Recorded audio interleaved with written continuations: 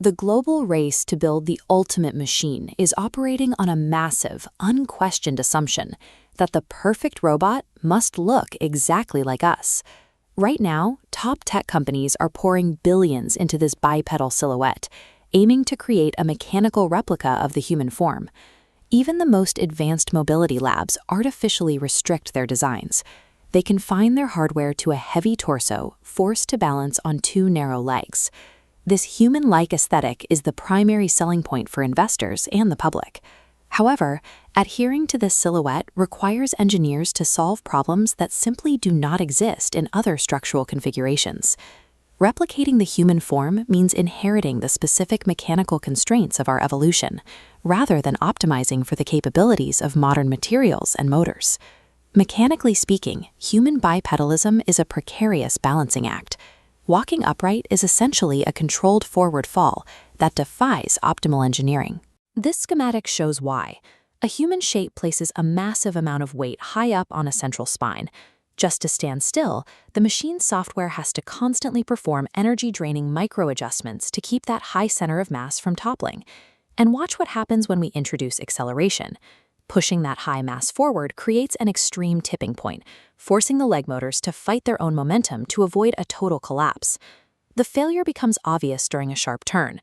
The biped has an incredibly narrow base of support. Lateral friction violently breaks that narrow base, and gravity takes over. If the objective is to build a machine capable of navigating rough terrain or cornering at high speeds, the tailless human body is a fundamentally flawed blueprint. To achieve true dynamic stability, we have to break the human silhouette.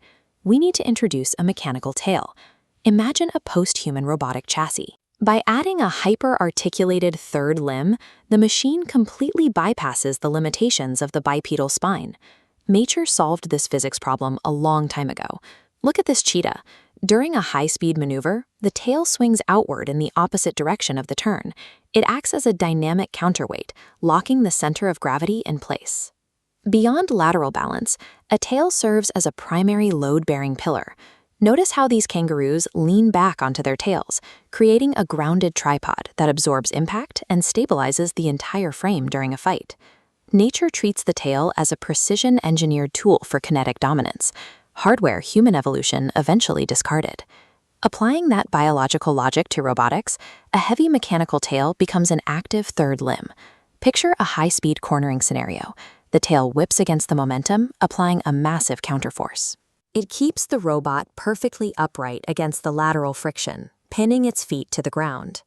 On uneven terrain, the benefits compound. The tail acts as a passive kickstand. Instead of draining battery power running constant balance algorithms, the robot simply rests its weight back. Attaching that mass immediately anchors the center of gravity. A fragile biped instantly becomes a highly efficient, unstoppable chimera. We have constrained our best engineering to the limits of our own vanity. Pure functional engineering doesn't care what we look like. This silhouette prioritizes fluid, optimized power over bipedal familiarity.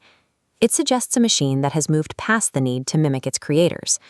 Whether hauling heavy materials up a steep industrial grade or navigating the treacherous rubble of a collapsed building, tomorrow's units will require the anchor of a third limb to reach their full potential. Robotics will reach its peak efficiency when the human shape is no longer the default starting point for every new design. Engineers don't have to replicate our image to build a perfect machine.